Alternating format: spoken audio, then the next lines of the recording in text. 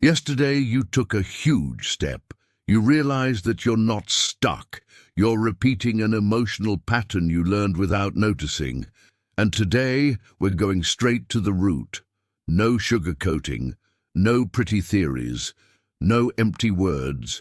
Today you will understand why this pattern exists and why it keeps you going in circles in your own life, even when you swear that this time it's different. And I'll start with a truth almost no one says out loud. You don't repeat cycles because you're weak. You repeat cycles because your mind associates them with survival. Your mind doesn't want evolution. It wants predictability. And everything predictable, even when painful, feels safer than the unknown. This is the point that changes everything. Almost all the patterns that hold you back today were born in moments when you didn't have the emotional maturity to understand what was happening. At some point in your life, you tried to move forward, and moving forward hurt. Maybe you were criticized. Maybe they laughed at you. Maybe people expected more than you could give at that moment. Maybe you trusted someone and were disappointed. Maybe you exposed yourself and felt ashamed. Maybe you tried with everything you had and failed. And in that moment, your mind recorded a silent rule.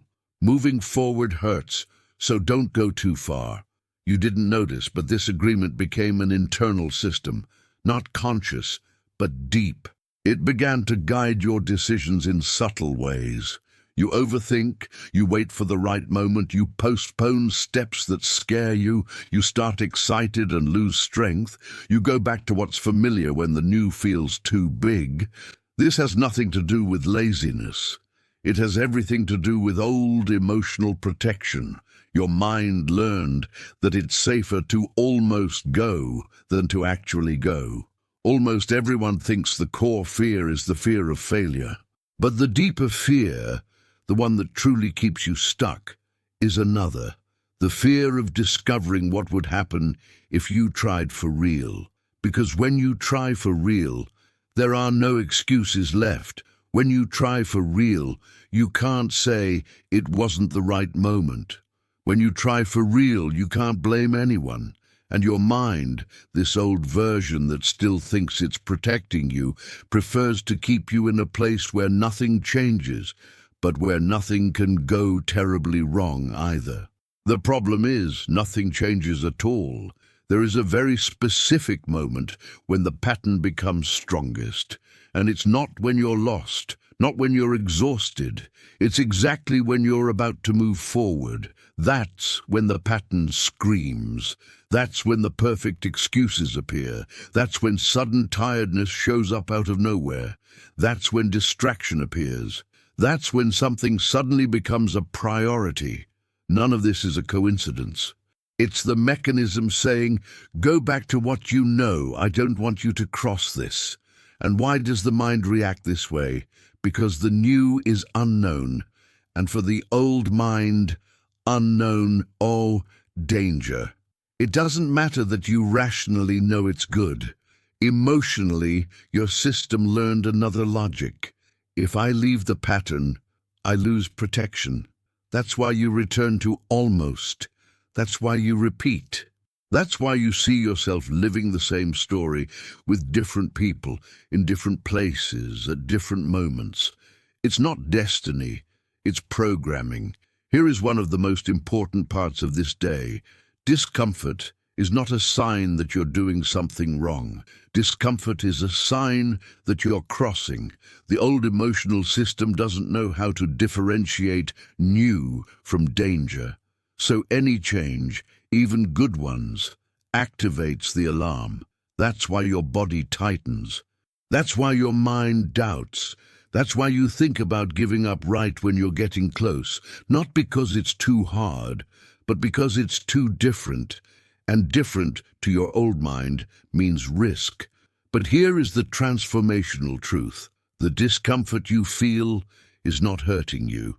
It's expanding you. It is the sensation of your body learning a new emotional pathway. You don't have to fight discomfort. You just have to go through it. and that changes absolutely everything. From now on, we're going to act in a way that is simple, small, but transformative. Day 2. Action. Choose a single thing you've been postponing, not because you don't have time, but because it triggers something inside you.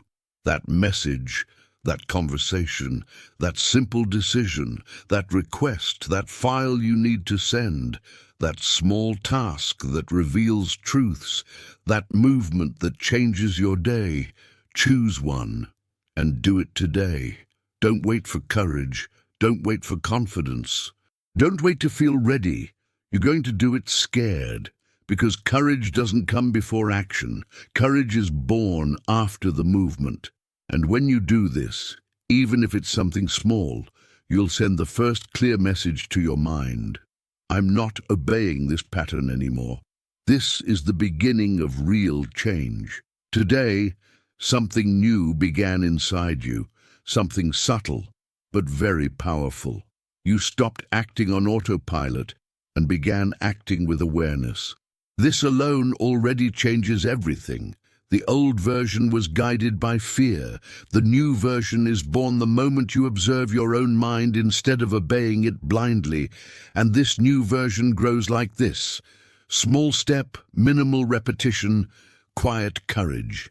Today was exactly that. And tomorrow we'll go to the point that closes this cycle.